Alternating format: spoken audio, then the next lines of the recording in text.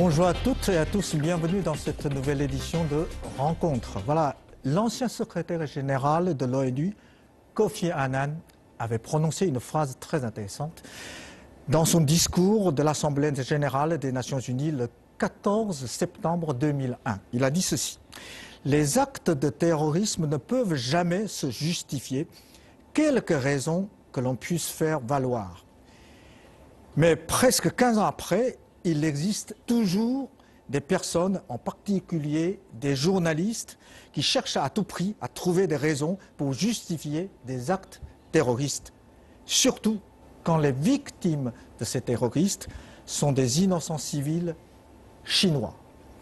C'est le cas pour l'ancienne correspondante de Nouvelles Obs français en Chine, Ursula Gauthier. Aujourd'hui, nous allons essayer de comprendre avec mes deux invités pourquoi il existe toujours cette sorte de deux poids, deux mesures dans la lutte contre le terrorisme. Mais mes deux invités, d'abord, c'est M.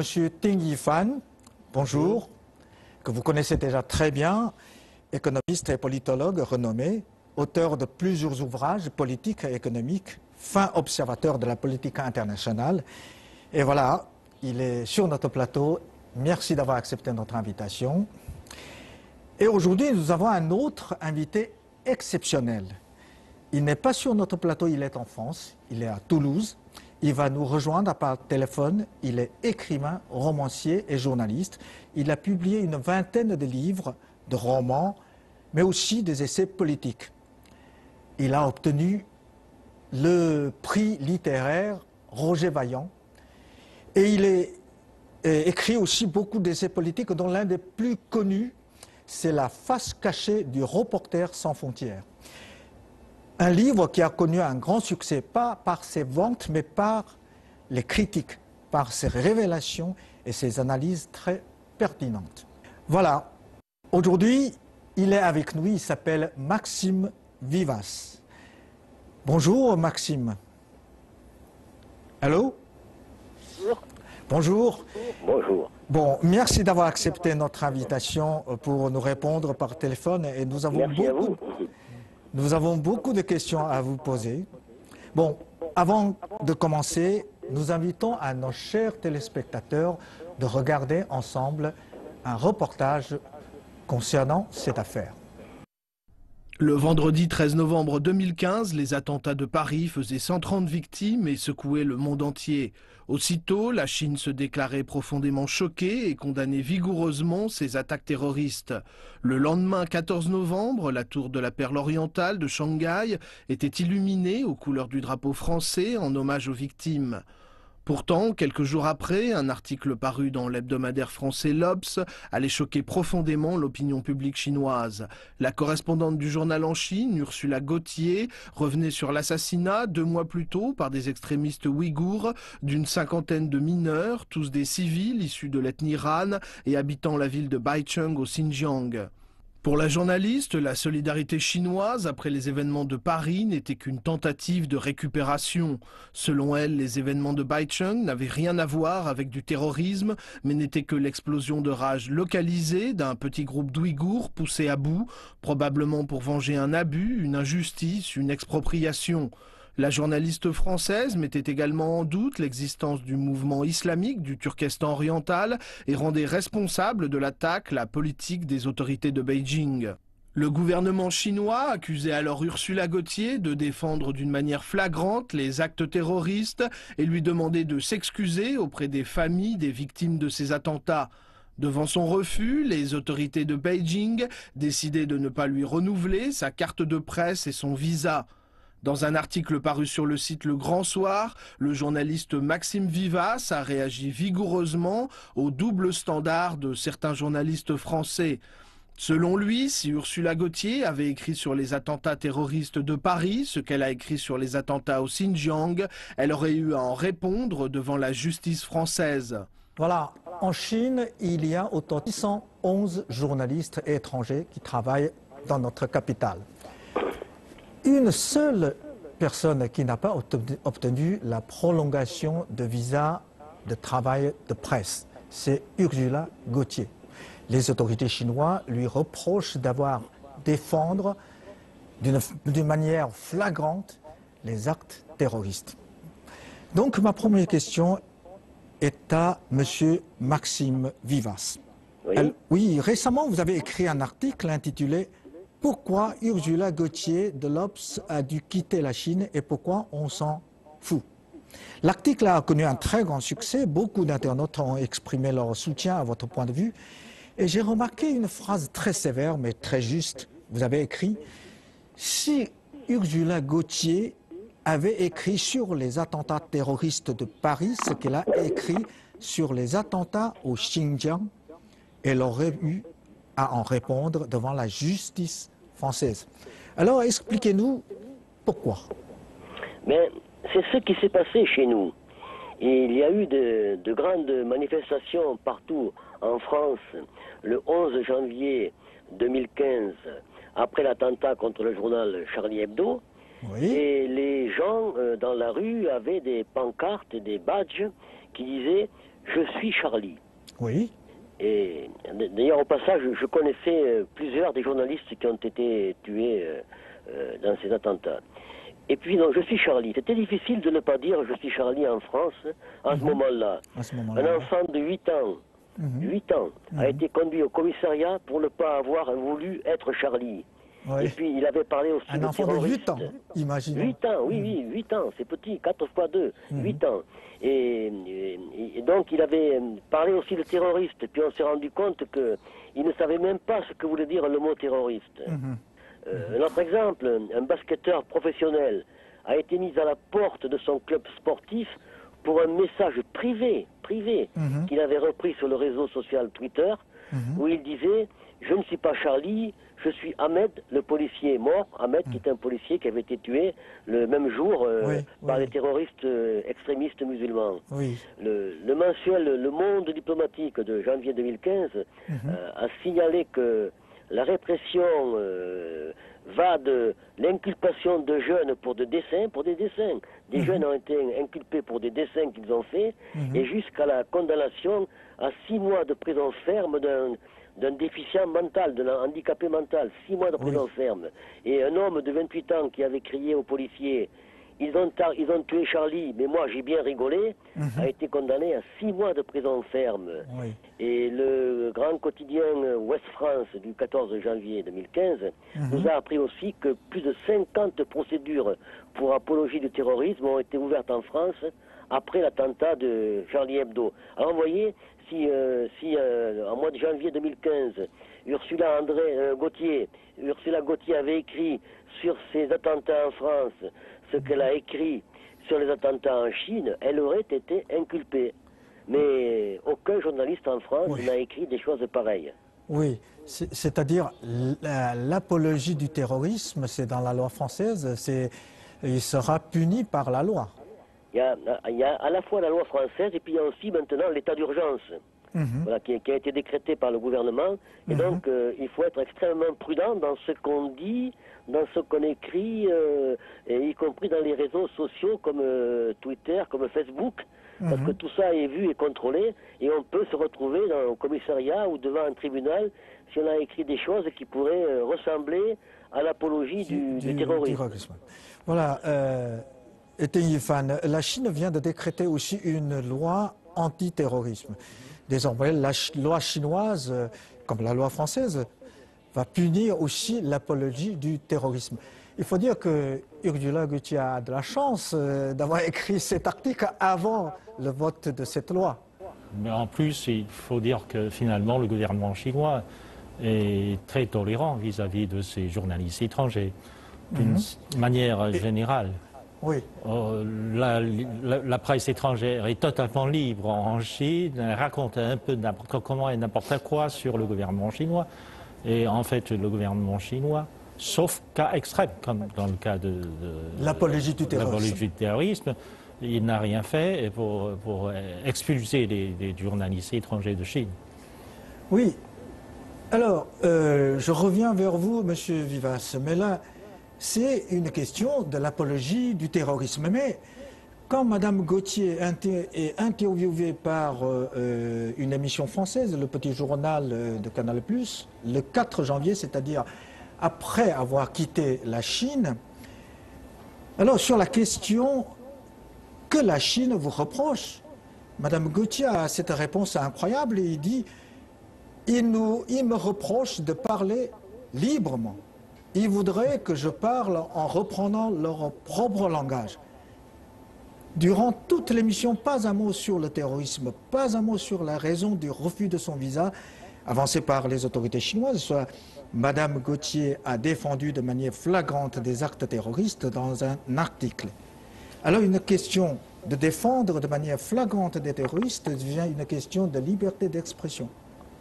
Et quel est votre commentaire sur cette façon de changer le sujet?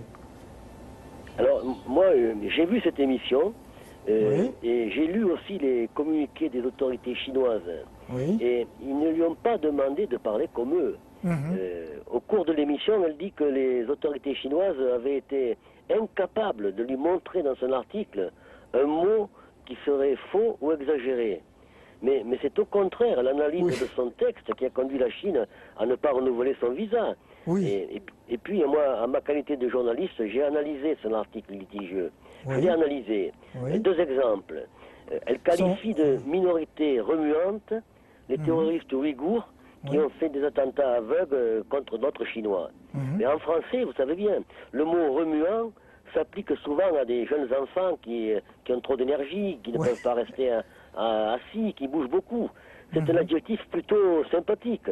Ouais, Et ça, de plus, c'est- vous l'avez dit, Ursula Gauthier emploie 17 fois les mots terroriste ou terrorisme dans son article, mais elle les met toujours entre guillemets. Alors, quand on met un mot entre guillemets, vous le savez, C'est-à-dire, puisque oui. vous parlez bien le français, Oui. c'est pour préciser que ce n'est pas le mot qu'on aurait choisi, Voilà. que ce sont d'autres personnes qui parlent de terrorisme, mais ce n'est pas l'auteur de l'article. Alors, ce refus de qualifier de terrorisme les crimes contre des innocents est difficile à accepter pour un Chinois, dites-vous, mais c'est aussi difficile pour un Français de bonne foi, pour un journaliste qui recherche la vérité. Ursula Gauthier a dit aussi à son retour en France qu'elle n'avait pas soutenu les attentats ni le terrorisme. C'est vrai, elle ne pouvait quand même pas dire Oui, vive les non. assassins innocents, elle ne pouvait pas. Mais elle n'a pas eu un mot de compassion, elle n'a pas eu un mot de pitié pour les victimes. Oui. Voyez-vous, le philosophe français Jean-Paul Sartre disait que Oui. le silence est un moment du langage et que celui qui se tait sur un sujet exprime une opinion. Et je voudrais terminer sur cette question pour vous dire que je n'aime pas cette manière qu'a Madame Gauthier de faire le tri entre les bons Chinois qu'il faut excuser quand ils tuent et les mauvais Chinois qui ont tort même quand on les découpe avec des machettes et même quand on les poignarde au hasard dans les rues. Je n'aime pas cette manière de faire un fait le tri entre les Chinois. Oui. Et en fait, comme vous l'avez dit, le silence, pas un mot pour les victimes, ça montre déjà une attitude très claire. Absolument. Absolument, oui. Alors, Ting Fan, dans la réponse de Mme Gauthier, il a dit, il voulait que la Chine voulait qu'elle reprenne leur langage, etc. Mais c'est assez quand même extraordinaire. Elle a travaillé 10 ans en Chine, librement. Et là, Au moment, je ne crois que le gouvernement chinois ne puisse obliger un journaliste étranger à reprendre le langage officiel du gouvernement chinois. Et ce n'a jamais été le cas. Et en plus, tout le monde comprend que c'est contre-productif si on force un journaliste étranger à parler avec le langage d'un gouvernement étranger. C'est tellement évident qu'elle ose dire ce genre de grossièreté à l'égard du gouvernement chinois comme si les Chinois ou les dirigeants chinois sont imbéciles. Et la manière dont elle analyse l'événement en Chine ou les attentats terroristes en Chine reflète une espèce d'arrogance, comme si elle était Dieu. Elle pouvait juger, elle pouvait dire que les Chinois, les Han sont mauvais et que les Ouïghours sont meilleurs que les Han. C'est complètement irrationnel et complètement déraisonnable de la part d'une journaliste étrangère.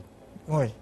Oui, c'est Oui. comme si, prenons le cas à l'inverse, si un journaliste chinois basé à Paris, écrivait à propos des attentats des terroristes, disons corses, ou basques, ou bretons, etc., disons que oui, les bretons sont les combattants vaillants et que les autres Français sont des mauvais gars, quelle serait la réaction du public français et du gouvernement français? Hein? Oui. C'est quelles seront les réactions alors? Oui. Oui, je ne veux pas interrompre M. Ding Yifang, mais je voudrais juste approuver ce qu'il vient de dire et qui est très juste. Et si vous voulez, ce qui était tout à fait désolant dans le discours de Mme Gauthier, c'est qu'en fait, elle jette la suspicion sur tous ses collègues qui sont restés en Chine. Oui. Parce que si on est expulsé parce qu'on ne veut pas répéter tout ce que dit le gouvernement, ça veut dire qu'il y a 600 journalistes étrangers Qui répètent ce que dit le gouvernement. Qui répètent ce que dit le gouvernement. C'est complètement ridicule. Madame Gauthier, dans son article, a écrit une telle phrase, la phrase suivante.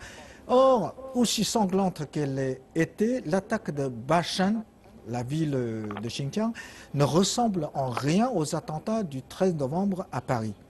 Mais pour nous, les Chinois, dans ces deux cas-là, les victimes sont toujours les innocents civils qui n'ont rien à voir avec le gouvernement. Mais pourquoi, dans les yeux des Gauthier, quand les victimes sont chinois, alors ce n'est plus des actes terroristes? Ce n'est pas deux poids deux mesures, là, c'est difficile à imaginer. Oui, c'est deux poids deux mesures. Si vous voulez,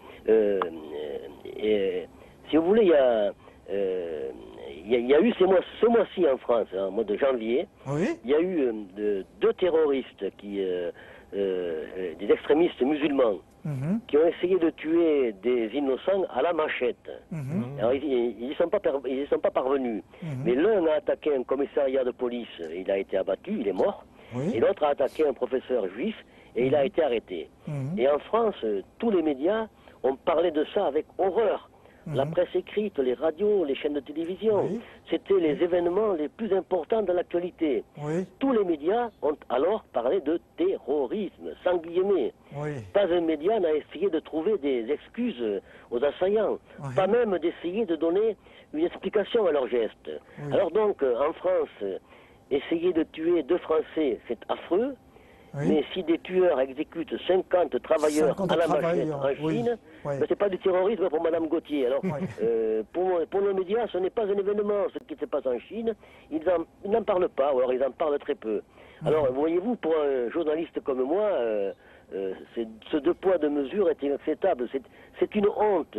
Vous comprenez, on ne demande pas aux médias français d'aimer la Chine, ou d'aimer son gouvernement ou sa politique, c'est pas ça.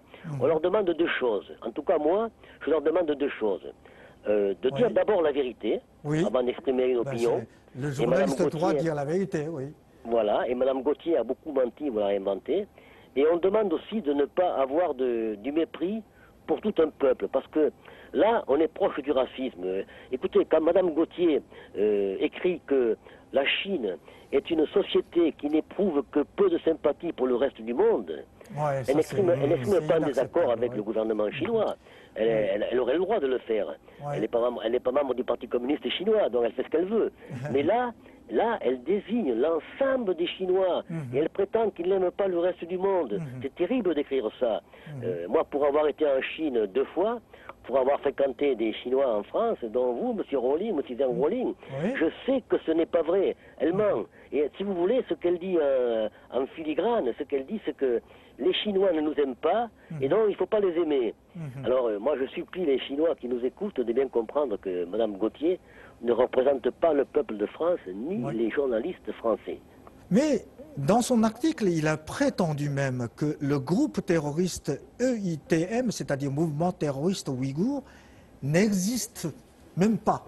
Il a dit, elle a écrit dans son article paru dans le 18 septembre, mais en réalité, sur la liste de l'ONU, des États-Unis même, de la Chine, bien évidemment, de Kazakhstan et bien d'autres pays, ce groupe est sur la liste, est un groupe terroriste. Mais comment ose-t-on mentir à tel point à ses lecteurs? C'est ce que nous ne pouvons pas imaginer. Écoutez, moi, dans son article, exactement, Ursula Gauthier dit que les États-Unis avaient mis ETIM, ce groupe sur la liste des groupes terroristes qu'il a enlevé. Et donc pour elle, ETIM n'est plus un groupe terroriste. C'est ce qu'elle dit. Oui. Et ce sont les Chinois qui disent que ETIM est un groupe terroriste, mais ce sont que les Chinois. Et elle dit en gros, elle dit c'est pas vrai. Eh bien, il se trouve que le lendemain de la parution de mon article, un lecteur m'a écrit pour me donner un lien internet, pour me prouver qu'elle mentait encore une fois. Et je suis allé, grâce à lui, sur le site de l'ONU. Et l'ONU, vous le savez, représente plus de 190 pays dans le monde. Hein. Et ETIM figure toujours sur la liste officielle des organisations reconnues terroristes par l'ONU. Alors, moi, je ne demande pas à ceux qui m'écoutent de juger sur ma bonne foi ou de me croire. Il suffit d'aller voir, allez-y, c'est très facile, allez voir sur le site de l'ONU et vous verrez que ETIM figure toujours sur la liste des groupes terroristes. Alors, ils verront comme ça que Mme Gauthier a encore menti. Et pourquoi Mme Gauthier a-t-elle menti?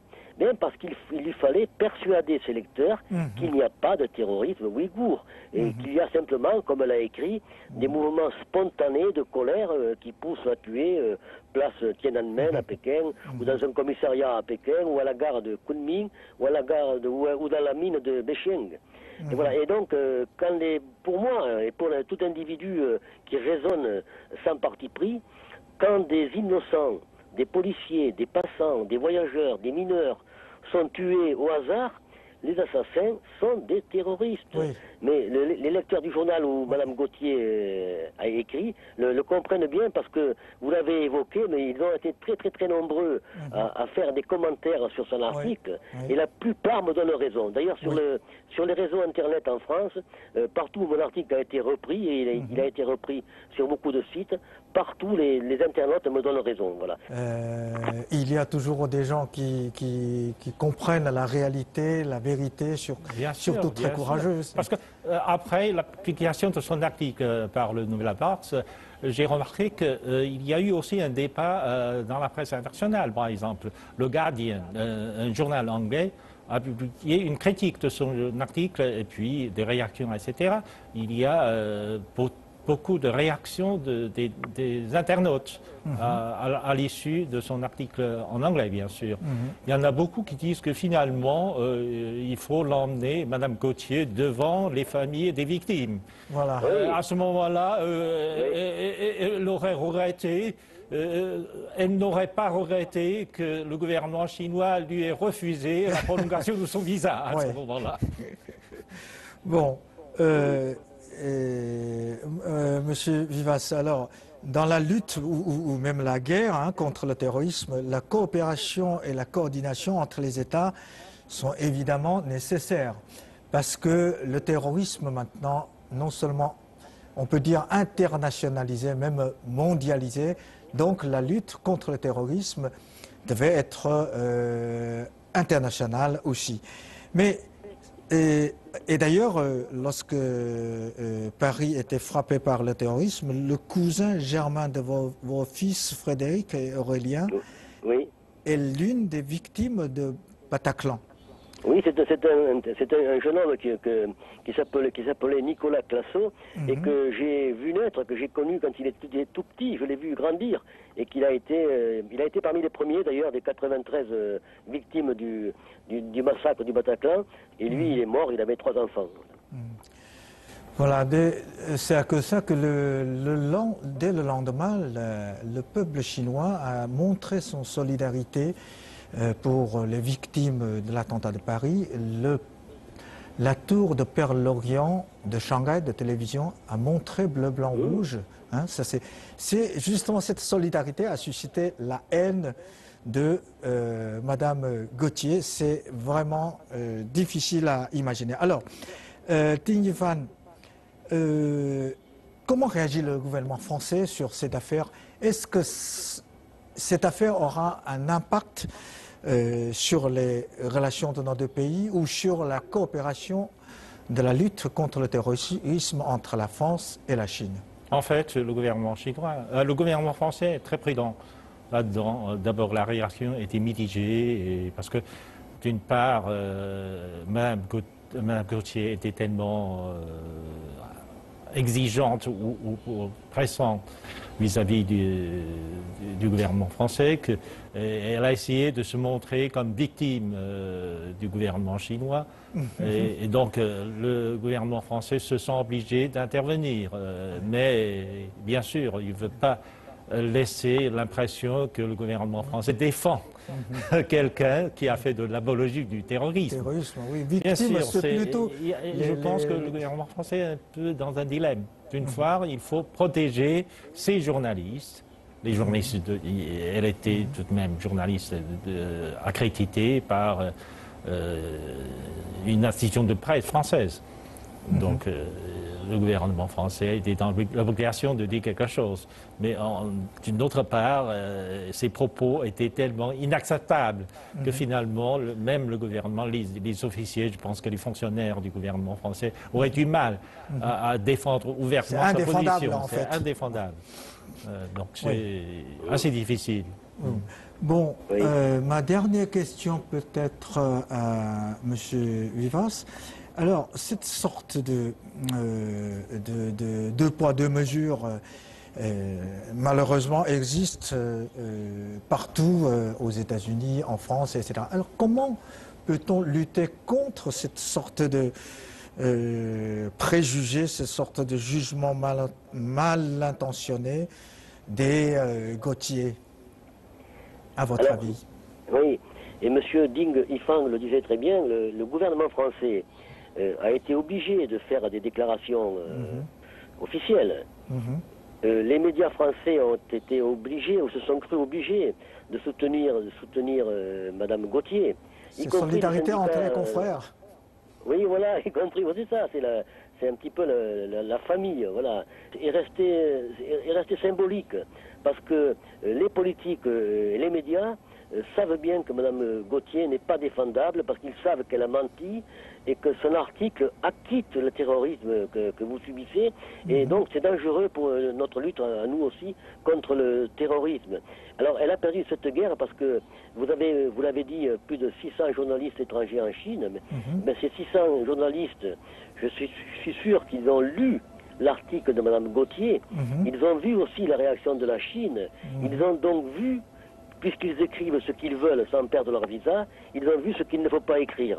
Donc, ils ont compris qu'ils ont le droit de ne pas être les porte-parole du gouvernement chinois, mais ils ont aussi le devoir de ne pas mentir, de ne pas être hostile envers le peuple chinois, de le respecter, de ne pas soutenir le terrorisme, parce qu'encore une fois, il faudrait le dire à ceux qui peut-être l'oublient en France, la vie d'un Chinois vaut celle d'un Français. Alors moi, si vous voulez... je suis sûr que le gouvernement chinois n'est pas infaillible. Je sais que nous ne voulons pas en France du système politique chinois.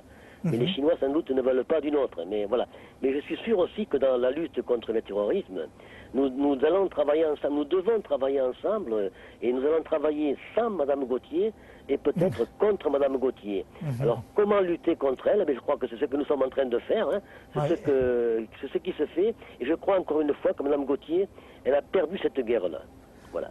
Bon, merci beaucoup. Je crois que c'est très bien dit. Mme Gauthier a perdu cette guerre parce que faire l'apologie du terrorisme, c'est inacceptable partout dans le monde.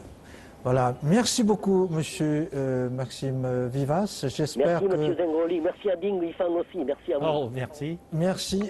J'espère qu'on aura d'autres occasions de vous poser d'autres questions sur l'actualité, sur la France, sur la Chine. Merci encore une fois. Merci à vous. Au revoir. Au revoir. Et merci aussi à Ding Yifang. Merci pour votre analyse. Voilà. C'est la fin de cette émission. Merci aussi pour vous, pour nos chers téléspectateurs. Et à la prochaine.